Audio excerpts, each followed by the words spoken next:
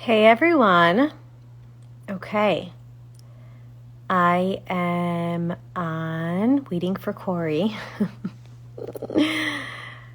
Okay. Hey. Awesome. Let's see if I can get Corey to join. Corey, you may have to press invite, ask for invite. Hey everyone. Corey and I are actually going to be hopping on talking about yay. I think we're on. Corey and I decided that it feels like winter today. Hi, Corey. Hey, Esther. Okay, this wasn't too hard, was it? No, we managed it. I'm really excited about it. Yay. I'm so excited. So Corey and I decided that we're gonna have a conversation today about like navigating the winter blues. Oh my goodness, I think I I think I have a filter. Like it's like I'm wearing blush. I haven't Winter face. Yeah, exactly. Brr, I'm cold. Corey, thank you for hopping on. I think the last live I did was with you, so I'm really excited to be doing another live with you. And hey, everyone. Um, so we're just gonna have a conversation about the winter. I think that what happens lots of times is that, winter comes or we're planning for winter. We know that Thanksgiving is coming up, and just yesterday at our team meeting, we were talking about, right, the many faces of Thanksgiving. How Thanksgiving, many of us celebrate Thanksgiving, but there's also this history piece. So it's not all just like joy and cheer, and also honoring like the history of people's experiences. And I wonder if we can use that as inspiration to talk about holiday time or winter time and to name all the different aspects. Corey, maybe you and I could talk about ways to help people support people as they're navigating the season ahead. And yeah, just some of your thoughts. But before we dive in, maybe like give us a intro to who you are, and um, maybe we could like do a basic mindfulness exercise for whoever's listening now or later. Yeah, absolutely. That sounds great. How's that for putting you on the spot? Corey, Yes. just perform. And you can hear me okay, right? Yeah, you're perfect. You Yeah. are perfect. Well, hi, everybody. I'm so happy to see so many people joining our live, especially during this time of the year, right? Because so many of us are, getting ready to be on with our family and our friends. So it's really exciting to see so many people joining to take a little time for themselves. So just a little introduction about myself. My name is Corey Fisk. I have been working with Esther at Integrative Psychotherapy, and it's just been such an amazing experience. So thank you, Esther, again, not only for having me on the team, but also for having me on this live. I really appreciate it. So I'm a licensed creative arts therapist and a board certified dance movement therapist. So essentially, I use the creative arts, a wide variety of visual mediums, visual art, rhythm, movement, to help folks process the emotional and bodily felt experiences that they have. So I'm using creative arts methods in addition to, sorry, there's some people outside. You got a little loud. So sorry. But just using creative arts methods in addition to all the other wonderful treatment modalities out there that everyone may know, just like CBT and DBT. But really, at the end of the day, I'm a human that is dedicated to helping other humans experience this thing called life in the best possible way that they can.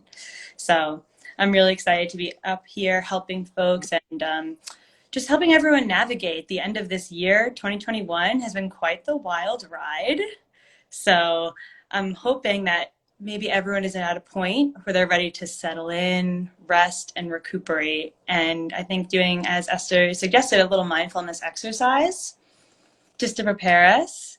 Yeah, Yeah, I'm ready. I'm ready for you. great. So we were, and we'll get into this a little bit more, but we were talking in our team meeting yesterday about Thanksgiving and how it can be both this very joyous occasion and also understanding that it has this backdrop that is not so joyous, something that's a little bit more dark and filled with a lot of shadows.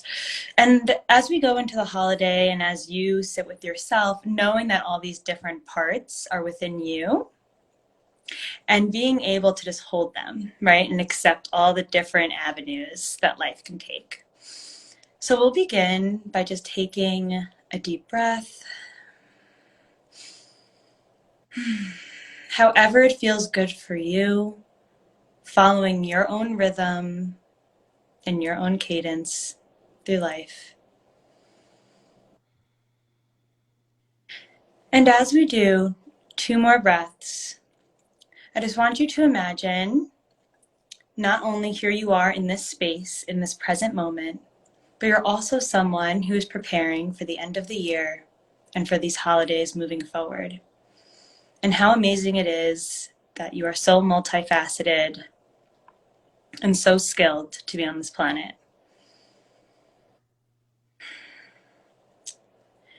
And as you are continuing to be with your body and be with your breath without really asking too much from it, think about the intention that you would hope for as this holiday season approaches. What are you hoping to get out of it? What places are you hoping to set strong boundaries? And knowing that those skill sets are within you, and knowing that you know how to take care of yourself.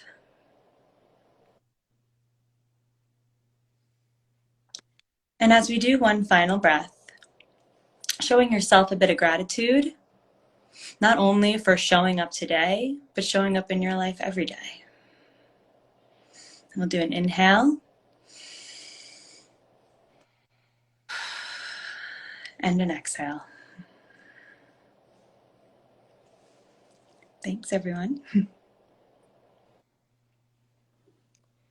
Corey, I love that. I love how you're talking about preparing for the end of the year and setting intentions of setting boundaries. So many times there's conversations that people have about planning for the holiday, like the winter, Thanksgiving, Christmas, Hanukkah, right, New Year's, whatever comes up for people, or holiday breaks. And sometimes I know people will complain or start having symptoms of anxiety or depression. And a lot of the times, like, people feel hopeless or helpless. And I think that one of the conversations that we can have is, are there protective factors that we can set in place or set in motion that can protect you? Because though we can't create healing in 2 seconds, right? We can't heal your family trauma. We can't change all the dysfunction. We can set every single new kind of boundary in the next week or two. There's a way to be able to start making one shift, or find a way to set some kind of protective energy, or to plan so that, you know, we can have an experience that is not traumatizing and maybe even enjoyable. And the reason I'm saying that is because I literally just had a call this morning with this organization. We were talking about Jewish divorce, and we were talking about supporting people while they're going through transition. And I said, let's just be like, we don't have to make this sound sexy. Let's just talk about how sometimes in our lives, the best thing we want to do is not develop a new layer of trauma or a new layer of anxiety or a new layer of depression. Sometimes we're in a place where we're healing stuff from the past, and sometimes we're like flourishing. But I just kind of want to name, like, kind of what you said. Let's just make space for wherever you're at. It could be in an amazing place. It could be in a difficult place. It could be in a really hard place. Whichever place you're at, we're inviting you to this conversation to be mindful, or to take one step, or to plan just a little bit, maybe like front loading, so you can make the experience one that's a little better than maybe it would be if you didn't take the time to think or to plan, right? Are we on the same page? Or I just want to name it for, like, there might be people who are like, oh, yay, amazing. Thank God I'm in a good place. Or, right, we have clients who've like done amazing levels of healing, and they're actually looking forward to the winter time, or they're in amazing relationships. And we honor and we want to celebrate those people who have done all that heavy lifting and done all that hard work. And also, I want to just create space, because we also know so many people, right? We're all in different phases or different chapters or seasons of our lives. When you're in just a different terrain or in a different territory, right? Absolutely. Yeah. And knowing that typically during the holidays, it's you most of the time, as it is culture, with a big group of people who may all be at different stages Yeah. in their life, right? In their healing journey. So really noticing those differences, not only in the population that just joined us for this live, but also in the gatherings that you have coming up as well. Yeah, I almost wonder if we can take a moment. I'm just thinking off the top of my head. I almost wonder if like we could take a moment for ourselves and maybe even for our clients. I know with our client or for anyone listening, I know a lot of times with our clients, what we do, I'm trying to see if I have a paper, a pen. What we do is that we draw a circle on a paper. Okay, you draw for me, Kay? Okay. Hey, you know what? You draw it. Okay. Oh, Corey, you're amazing. I just adore you. Okay. Okay. So what I want to make sure is like draw, you know, those circles, a social circle. So that mini circle, the bigger circle, the bigger circle, and the bigger circle. Let's just kind of draw that. I'm going to get a pen too. So I'm joining you. And what I want us to do is almost like look at the people or the places or the environments or the social circles that you're going to be interacting with.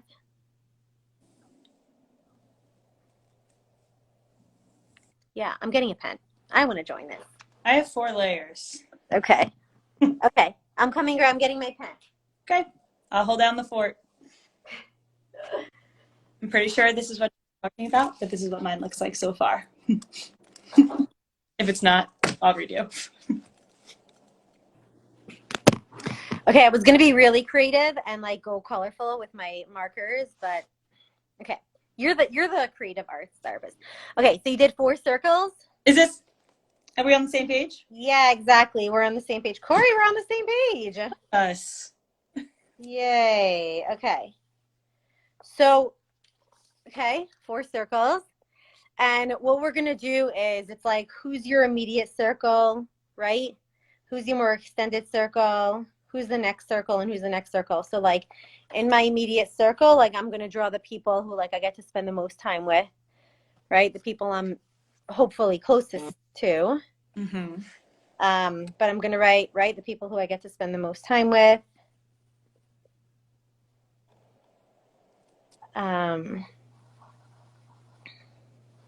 Usually when we do this exercise with therapy, right, when we're doing like that social atom or circle, we're really looking at level of closeness, right? We're usually doing like who are your closest people, who's the next level, who's the next level. What we're doing here is a little bit of a twist. Like we want to look at like who are the people that you're spending time with. And I mean, I personally would invite you to look at the circle of like who are the people, right? And there might be someone in your inner circle who you spend a lot of time with who you need to set boundaries with. And you want to look at like what are the things or what are the shifts or what are the ways you can prepare so you can take care of yourself when you have to interact with that person or before planning. Or you might have someone who's like on an outer circle, right? Who you realize even though you're only going to see them once or you see them once a year, there are some triggers or some overwhelming emotions that come up and there's something that you need to think about or plan for. And I want to just name the other side, and then Corey, you could hop in and add something. I also want to name the fact that not always are there people in the circle. There are many, many, many times, right, where there's different times in our life, or for some of you listening here, there might be people that you wish were in the circle. Maybe someone who you were in a relationship with, who you're no longer in a relationship with. Maybe there's someone who you wish you were closer to, or you wish someone who was showing up for you. Or maybe you're just feeling really lonely and you want someone in your life.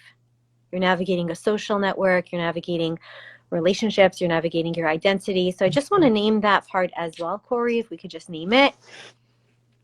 And if you notice that, I would just honor, maybe make the goal or the noticing of this time of year a matter of like, what's one small thing, or is there one small step that you have or can take to help tend to that, right? If you're getting clearer on your identity, if you're taking one small action step, or you're in therapy, or you're engaging with some kind of healing or in a relationship that allows you to be supported and loved, right? So sometimes it's like these smaller, I had a time where I was working with someone who was going through a really, really rough patch in her life. She was feeling incredibly lonely, but she had just ended a relationship and had set a lot of boundaries and was engaging in healing. And we kind of anchored herself into her future self. She had just started a relationship with like a new social network, but was feeling a little lonely. And 2 years later, we looked back at those notes that we had done, and she had like really rich, nourishing relationships. So I just want to name that because sometimes when you're in a healing journey or as you're navigating pain, but you're committed to shifting, you can be feeling a lot of feelings at this time of year. So that's just me naming it as well, right? Don't forget the bigger picture, or maybe use it to inspire you to make a shift for the bigger picture. Beautiful. So when I was creating my circle, I had my inner circle, close family, friends. I actually added someone when you said, someone who you wish would be closer into that circle, and this could include people who are living and also people who have passed. Mm-hmm. In the next one out, I just wrote the greater community. And then the next one out was more like this societal shift that happens at this time of year. Sometimes, even if the holidays can be very overwhelming, right? But everywhere we go, there's decorations or music playing or people gathering. It could be a lot. So just knowing when you can lean in and when to lean back. And that's really going to be a theme that comes up a lot during the talk, at least like from my perspective of when is it okay to engage and when does it feel good and joyful and you're in flow and engaging with this, and then when can you ignite that felt sense, pull back, recuperate, take care. And it's going to look different for everyone.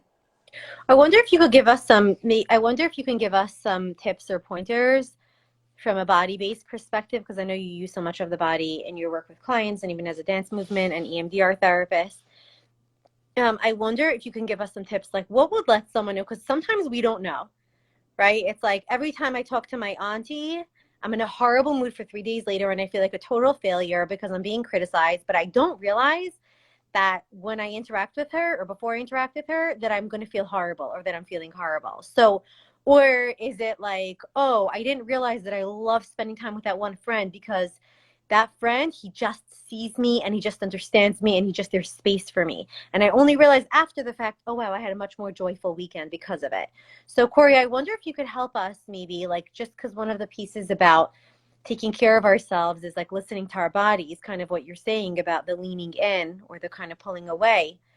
What would let somebody listening know, like, oh, like this is something that might be good for you, or this is something you might want to engage in, or this is something that maybe you want to pull back from or pause before you engage? Can you give us some tips of knowing how to read our body when we're planning or in the moment? Absolutely. Okay. So I know that the way that I approach this and the way that I guide my clients to navigate is I first want to think about a relationship that I have in general, holidays or not, that is positive. That fills me with joy. I feel heard and understood, and seeing how my body feels when I think about this person. I know for me, and everyone's different, but for me, I get a little bit melty. Like I can feel my whole body relax, my breathing slows down, I can feel a little bit flushed in the face. And this is my cue to know that I'm in a safe interaction. I'm in an interaction where I can be my authentic self, and my authentic self can be accepted. And Mm-hmm. really wonderful. And this can look different for different relationships, but in general, there are just like some like cues that your body will give you. I Like, wonder just for a moment if we could stay with that for just 1 second, because you said something really powerful. And in sensory motor psychotherapy and in therapy, there is something called like the 5 developmental, um, like these neurobiological or developmental milestones or actions, I should say, like these actions. I'm just going to name it for a second. So there's something called push, pull, reach. What is it? grab. Right, grab, grasp, and uh, yield. So I'm yes. not making this a whole educational thing, but there's different um, action steps that we take when we're infants throughout our developing years. And as we kind of engage with them, then we could settle our systems. And we have that even as we get older and more mature. And sometimes we're unconsciously reenacting or engaging in a place where we're constantly reaching or we're constantly pushing, right? Pushing people away, or we're constantly, right? So that's part of good healing, right? Emotional healing. But just for a minute, the reason I'm bringing these up is because, Corey, what you're talking about to me is a yield. Yielding is being able to like, yeah, right. You said melty, like, right? It's the yield of those 5, right? Like the neurobiological kind of action steps where it's almost like, right, um, Bonnie talks about it. It's almost like this piece of like just settling. And I just wonder for everyone here, if you could just feel that for a moment, even if you don't have anyone or any place in your life. Maybe you do, maybe you don't. But if in this moment on Tuesday afternoon at 2:55 p.m., or if you're listening to it later at night after a long day of work, or after you put your kids to bed, or after a therapy session, or I just want to name the fact that in this space between Corey and myself, this energy between us, we invite you to allow your body and your mind to just settle, right? Yeah.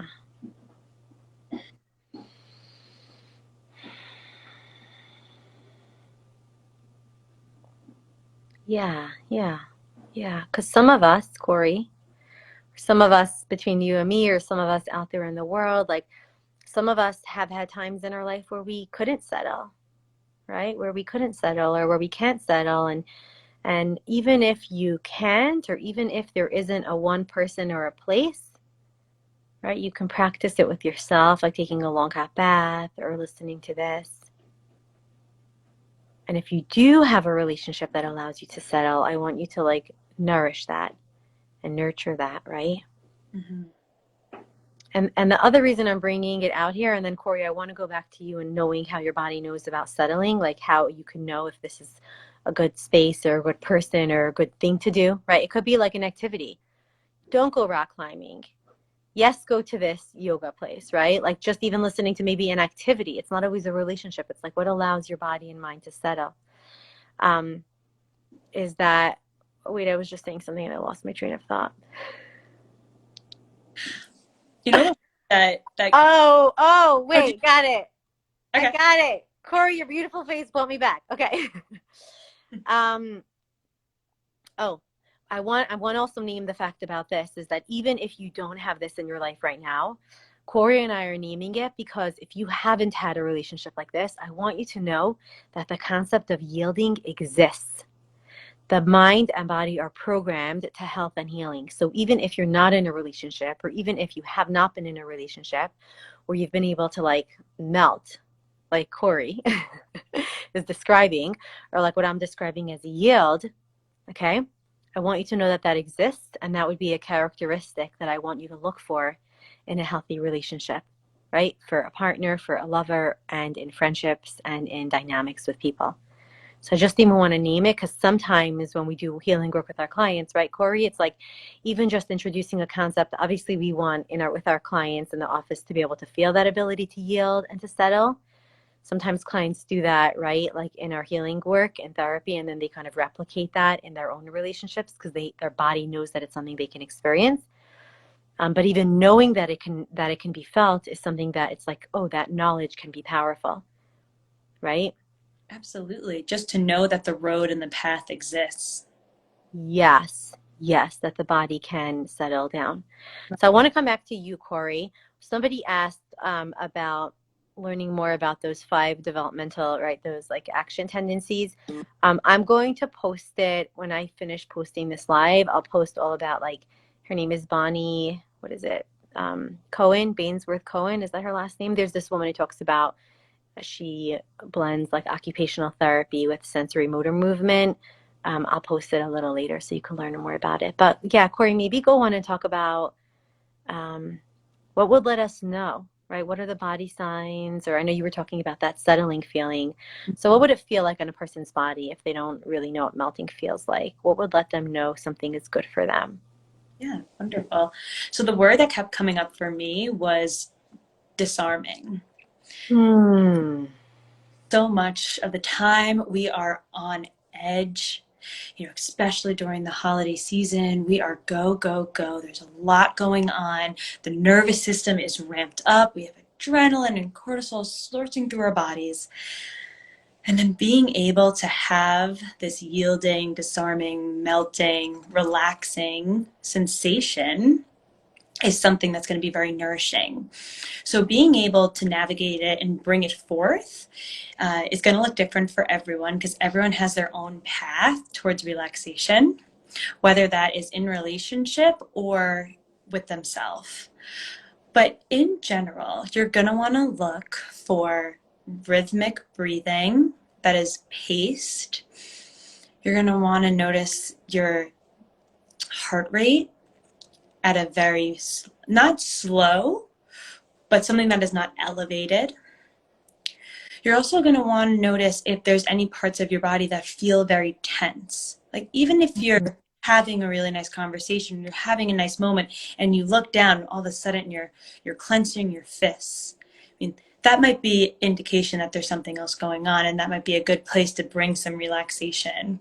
So those are typically the three areas: the breathing, the heart rate, and body tension, that can be indicators that you are becoming hyper aroused, or if you're more in your window of tolerance and you're in your melty state. Mm-hmm.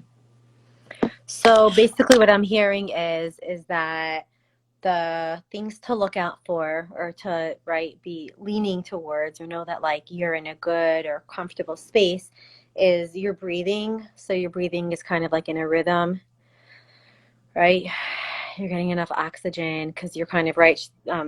Corey mentioned that window of tolerance. The window of tolerance is where we could think thoughts and feel feelings at the same time. The window is like in this space, right? When you're outside of the window is when you're very anxious and jumpy.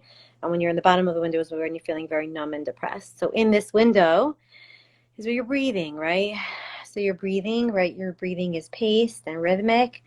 Your heart rate is steady, right? It's not like the heart rate of a runner or someone who's escaping. Yeah, so it's kind of like, right? And then the body tension, so basically that your body feels like it's able to settle and you're not like clenching your jaw or like, yeah, Right. Not like primed to run or to fight. you're not in, yeah, you're not in those survival strategies of the flight, fight, flight, freeze. Absolutely. Yeah. And I also want to say, to switch over to maybe when you're in a state where you're not feeling so relaxed, you are a bit more armed. Um, a very easy tip to notice this is when you start engaging in self-soothing strategies, even if they're Mm-hmm. really small. Because sometimes our body is already trying to regulate even before our mind catches up.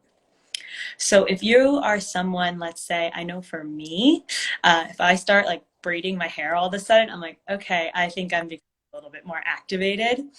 Or if there's a lot of people out there that do a lot of like nail biting or messing with their cuticles, things like that, all of a sudden you're on your phone and you're scrolling, a bit disconnected.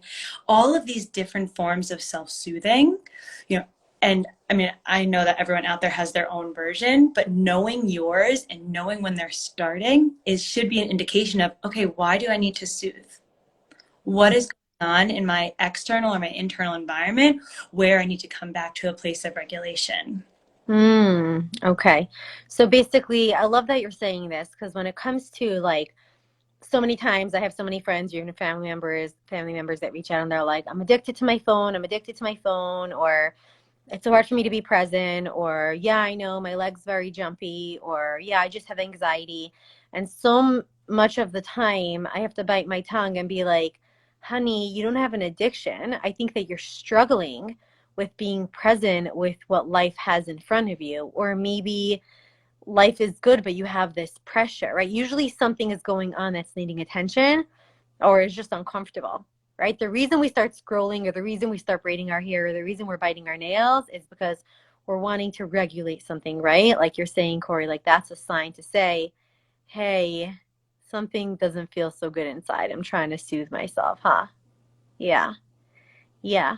So I wonder, Corey, like if somebody's noticing that, I wonder if we could talk about what they could do when they there and then, or how they could plan, like things they could do to plan ahead. And then I wonder maybe after if we could talk about how therapy, if somebody does go to therapy, or if somebody could utilize therapy, how therapy can help that in the bigger scheme of things as well, or the right kind of supports. So how about first we talk about, yeah, like what could someone do if they know that they do go to nail biting or they notice things are going on? What could they do in the moment or what could they do to plan ahead? for stressful things. Yeah. Beautifully. So when I think about this as a intervention, right? You're noticing that you're trying to self-soothe, something's going on. I think the first thing is trying to figure out what exactly is the stressor, Mm. sensory that's going on. Are you hungry? Is the room that you're in very loud or overwhelming? Are there other conversations going on that may be triggering for you overhearing? Or is it perhaps relational? Mm. Something going on in a conversation that you're having that does not feel safe, or in which is activating your inner critic, or maybe you're actually being externally criticized by another. Noticing where this is coming from, which honestly is easier said than done, but just doing a gentle exploration. And then being able to intervene. Let's say we go with the sensory. It's really hot. There's a lot of people talking. Maybe it's okay to excuse yourself to the bathroom, excuse yourself to go on a walk, have a drink of water, making sure that all of your biological processes are in order as they can be, right? And then once you're feeling regulated, then integrating back out. If it is something relational, where a conversation is not feeling okay, or there is a lot of criticizing happening, or in general, you're with someone who is touching a sore spot of something that's happened long ago, really working on setting emotional boundaries, and then, of course, relational boundaries if it needs to get to that level. I think always excusing yourself is an okay, safe, and accessible option. Maybe just mentioning, like, wow, I feel a little bit weird right now. I'm just gonna step away, Mm. back. And it doesn't need to be, if you feel okay with expressing what's happening and you have that language, then wonderful. We support you, go right ahead. But I think also just taking space, tuning into yourself, and getting yourself back to a place of baseline is going to be the most important, because then you're going to have the more opportunities to really enjoy yourself throughout the evening.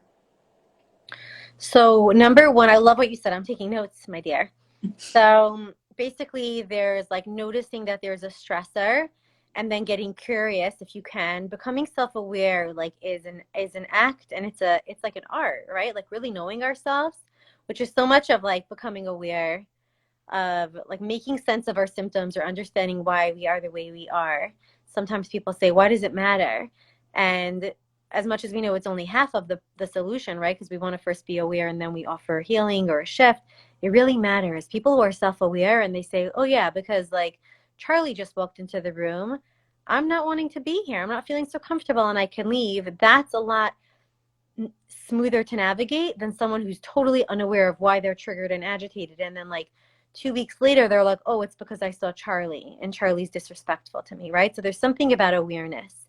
I think one of the biggest things is like developing an ally, almost like if you're going somewhere, having someone be your ally, which means it's not that they're standing next to you with like all this metal gear being like, back off, my friend, but it's this emotional ally of like, I'm your person. And if you see me across the room, like you come up with like a code. I know one of my colleagues, she talks about like if someone's triggered, how could they let someone else know? Like either you can just like play with your right earring and your friend across the room could kind of be looking at you. If they see you're like playing around with your earring, you could know like, hey, come check in on me. Or you can actually literally like text them or call them or go over to them, right, if they're with you, or just kind of someone who like gets it, like they know what's going on, so they're almost protective of you or for you, right? There's something also called bookending. Bookending is like before you have a hard conversation or a situation that could bring up a lot of emotions, either because there's a trigger or maybe you're just feeling more sensitive or fragile. You could check in with someone by phone or in person before and then check in after, right? Or take a break. The things that you said, I love, Corey, about like, how do you know? Number one, it could be like the sensory overload, a lot of people, a lot of sounds. You said there could be something that's triggering, right? Like there could be a conversation that's triggering. Like if somebody's dealing with infertility and everyone's talking about babies, if someone's talking about buying a house or a job and you're feeling really insecure or underaccomplished, or if there's a family situation or a crisis or whatever it is, right? Like just like the triggers happen. There's things that are ambiguous. Not always is it like somebody asks you about your mom and your mom's critical. There's lots of different ways that we could get triggered by smells, by sounds, by songs, by familiar faces, right? Like just normalizing the fact that you could feel um, you know, things could kind of like activate you. I love how you said about like hungry. Sometimes you are really hungry or tired or thirsty. And that's a real thing. I get cranky when I'm hungry, you know? So I think there's that piece of like, wow, I need something right now. I love how you said also relational. Something relational might be going on, right? Someone might be saying something or is being implicitly disrespectful or has this like gaslighting or like avoidant aspect to them. And you're just like, what? This doesn't feel good. And kind of what you said, Corey, which I love, um, is that you said either if you're comfortable and you have a language, you could say, well, I'm feeling a little weird right now, I'm going to leave, right? Or, hey, I'm not really liking how you just brought that up.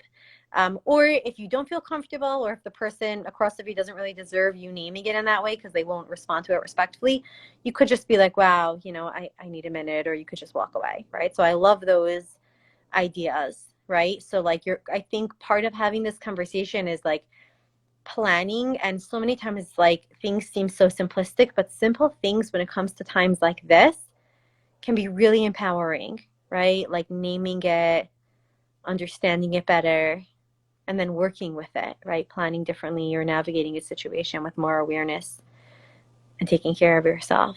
Yeah. Mm. There's a lot of different dynamics to think about, right? Multifaceted. Yeah, and I wonder, Corey, if we could just talk for a minute, because I'm the person. If I was listening to this live, I'd be rolling my eyes at me, or you, and being like, "Who do you guys think you are?" My anxiety has nothing to do with the holidays. If I'm anxious, it's because I'm not happy about something in my life, or there's something that I'm trying to deal with, or I have anxiety, and like all this fluffy talk. Sorry, I'm being my cynic just for a second, is not helping me one bit. So like, what are you saying? So to my cynical voice, if there's any cynical voice hearing this, I wonder if we could name the fact that sometimes like your body, your mind are anxious, and these nice, delicious tools that could be helpful to someone might not be helpful to someone else who's, let's say, navigating anxiety or is dealing with, you know, a situation that can be challenging. Like, can we just name it for a second? Because I know for myself, like if I used to say this all the time, like I was that person who had like a pile of like, you know, I'm like religious, so I'd have a pile of like spiritual books, and then I would have a pile of self-help books. But there was a time where I was like really anxious, and all the self-help books made me feel worse because it was just like, you have anxiety, you blah blah blah, and I was like applying everything, and I'm like, well, it's not working.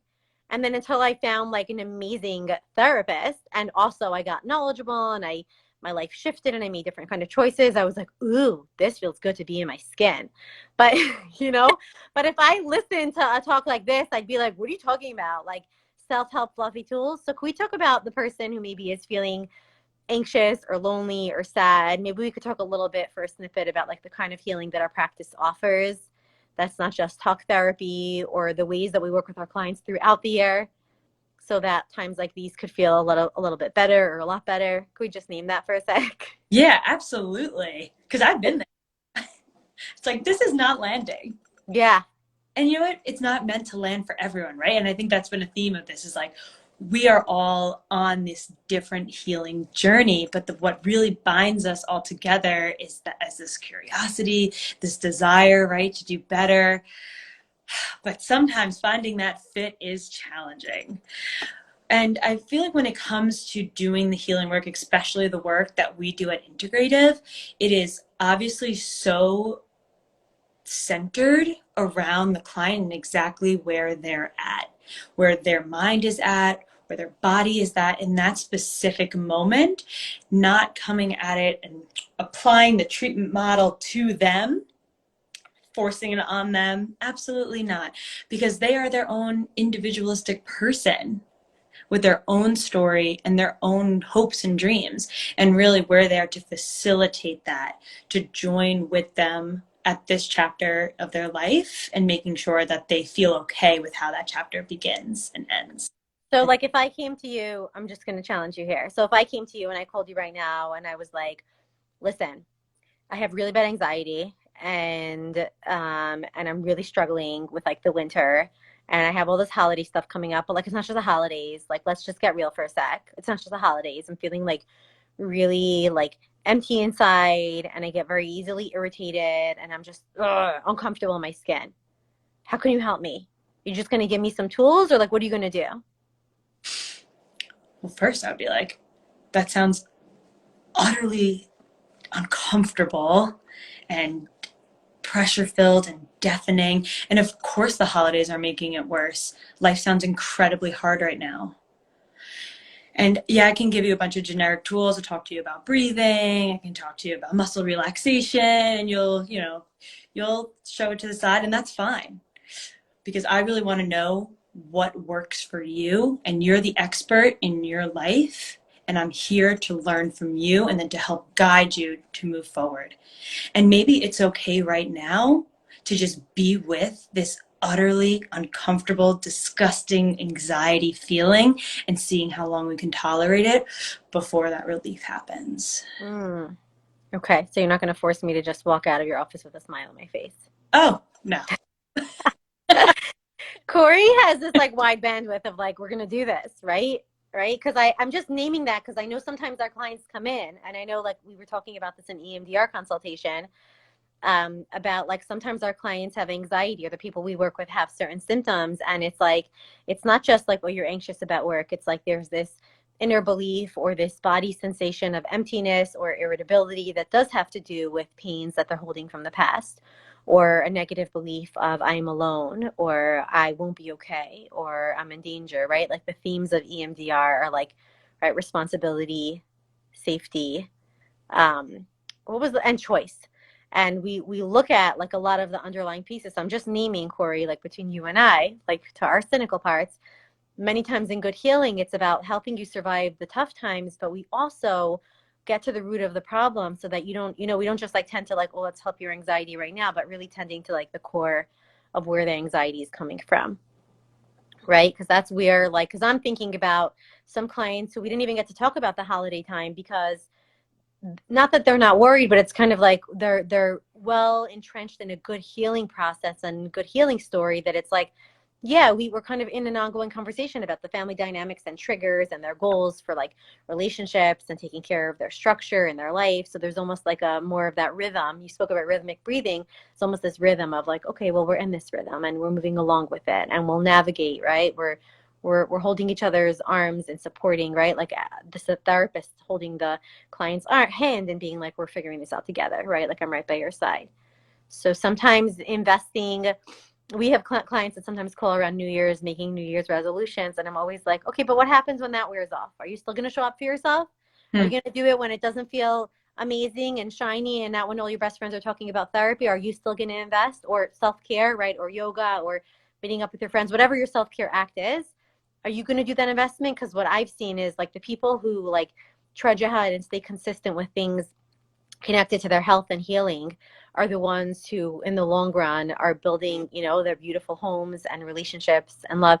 It's kind of like last night I was playing a game with my son about like, I pretended I was like the big bad wolf and huffing and puffing his house down, and I was like, your house is built of straw and your house is built of sticks. But I think about therapy or people's commitment to mental health and relational health. I just want to name this is like, can you be that little piggy that builds a house of bricks?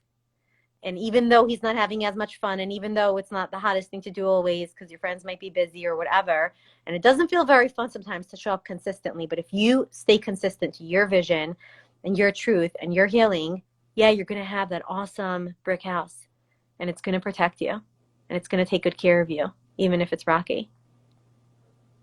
Oh, I love that. And then imagine like not only this brick house being so protective, but at the same time inside, it's so warm and nurturing, and that you can be yourself in this place that you built.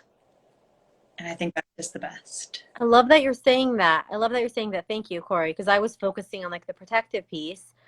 You're not going to always like, right, you'll be protected because you're so busy building. And I love how you're naming the other side, because even when we're building, right, when we're building or when we're putting in this effort or we're having this conversation about boundaries and navigating, the cold times and the holiday, it takes effort, it takes energy, it takes mental energy.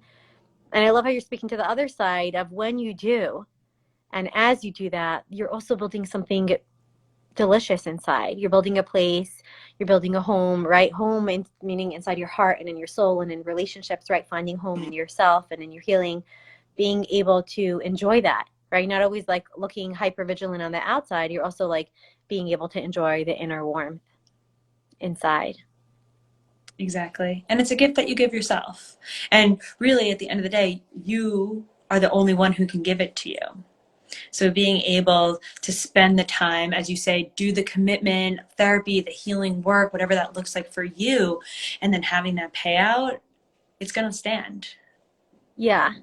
And what can we tell someone, Corey, like back to my cynical part, what if someone is feeling like really like they're not sure if it's worth to invest either in like consistent bedtime routine or in setting boundaries with unhealthy or toxic relationships, or if they're not sure if they should go to therapy, or if they're not sure like about making a choice or speaking up, like what can we tell them?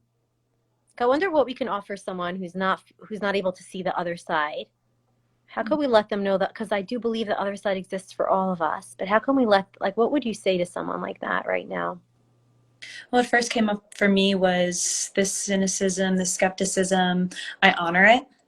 I know that it exists because it's trying to help you and protect you. It's functional.